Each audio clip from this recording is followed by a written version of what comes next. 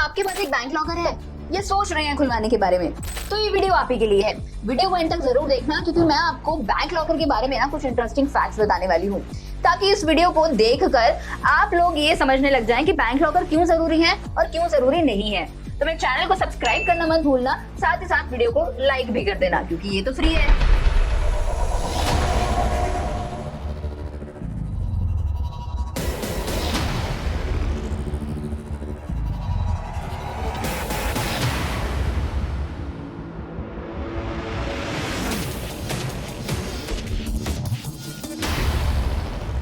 पहली चीज जो आपको बैंक लॉकर के बारे में पता होनी चाहिए ना, वो ये है कि आप अपना बैंक लॉकर किसी भी बैंक में खुलवा सकते हैं। उसके लिए जरूरी नहीं है कि आपका अकाउंट भी उसी बैंक में होना चाहिए। अब मान लीजिए कि आपका अकाउंट तो SBI में है और आपका दूसरा अकाउंट HDFC में है, तो आप ICICI में भी अपना बैंक लॉकर खुलवा सकते हैं। इसके लिए ना आपको बैंक के पास जाना है और बोलना है कि मुझे एक सेफ डिपॉजिट लॉकर जरा आपके बैंक में खुलवाना है। इसके साथ साथ आपको KYC का प्रोसेस करना होगा और बस बैंक लॉकर खुल जाएगा। दूसरी चीज जो बहुत सारे लोग नजरअंदाज कर देते हैं, वो होता है नॉमिनेशंस का, जब आप एक बैंक लॉकर खुलवाने जा रहे हैं। हालांकि बैंक्स के लिए एक मैंडेटरी प्रोसेस होता है कि वो आपको एक नॉमिनेशन फैसिलिटी प्रोवाइड करें। ये बहुत इंपॉर्टेंट होता है कि आपके लॉकर से एसोसिएटेड आपके पास एक नॉमिनी हो, ताकि अगर आपको कुछ चेंज करना है, कोई नई फैसिलिटी को सिलेक्ट करना है, कुछ नई सर्विस को सिलेक्ट करना है, और एक नॉमिनी होने के पावर्स और राइट्स क्या क्या हो सकते हैं, ये भी आपको उससे पता चलेगा। और सबसे जरूरी बात इसमें तो ये है कि अगर लॉकर होल्डर को कुछ हो जाता है, तो नॉमिनी के पास ऐसे कौन से हक होंगे जो वो इस्तेमाल कर सकते हैं।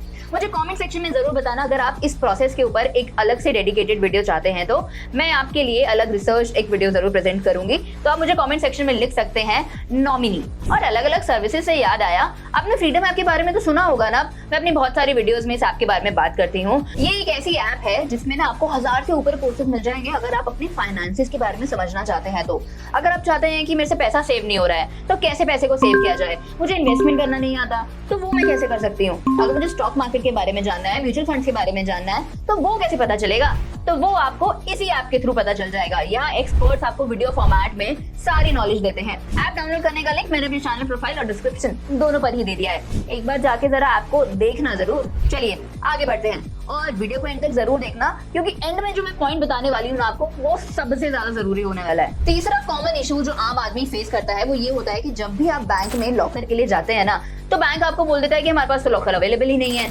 लेकिन 2021 में RBI ने कुछ चेंजेस बताए थे कि जो बैंक्स होंगे ना, उनको एक प्रॉपर रिकॉर्ड मेंटेन करना होगा उन लॉकर्स का जो उनके पास खाली हैं, और उन लॉकर्स का भी जो खाली नहीं है। यानी एक प्रॉपर लिस्ट बना के, प्रॉपर डेटा क्रिएट करके उनको RBI तक पहुंचाना होगा कि कौन कौन से बैंक ऐसे हैं जिनके पास लॉकर्स अवेलेबल है और कौन कौन से बैंक ऐसे हैं जिनके पास लॉकर्स अवेलेबल नहीं है।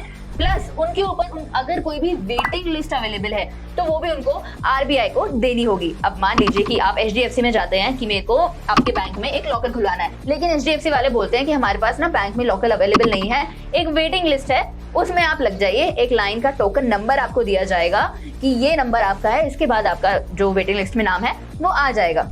और इस केस में एक एप्लीकेशन आपको सबमिट करनी होती है, और बैंक को ऑब्लिगेटरी होता है कि वो एप्लीकेशन वो आपसे ले और उसको एक्नॉलेज करें। अगर कोई भी बैंक ऐसा नहीं करता है, तो आप RBI को कंप्लेंट कर सकते हैं।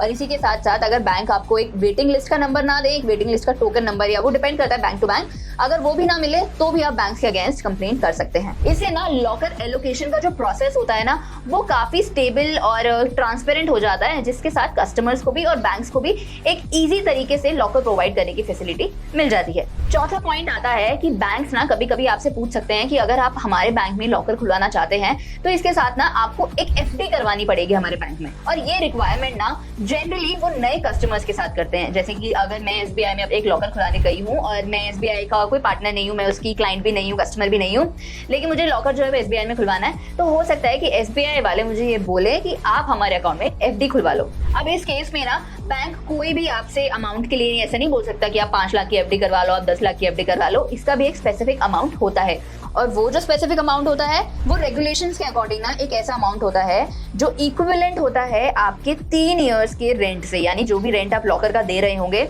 उसका 3 साल का अगर रेंट देखा जाए, तो उतने ही अमाउंट की आप FD बैंक में करवा सकते हैं, और उतना ही अमाउंट बैंक वाले आपसे डिमांड कर सकते हैं एज ए FD। इस केस में ध्यान रखने वाली बात ये होती है कि अगर 3 साल तक आपने लॉकर का रेंट पे नहीं किया है, तो उसके बाद आप लॉकर की सर्विसेज को एक्सेस नहीं कर पाएंगे बिना पे करे। आखिरी पॉइंट जो सबसे ज्यादा जरूरी है वो ये होता है, बैंक आपके लॉकर में रखे हुए सामान की इंश्योरेंस नहीं क्लेम करता है। हालांकि बैंक कुछ लाइबिलिटी को बेयर करता है, लेकिन पूरी इंश्योरेंस नहीं करेगा, और वो जो लाइबिलिटी होगी वो भी लिमिटेड अमाउंट की होगी। और वो लिमिटेड अमाउंट क्या होगा?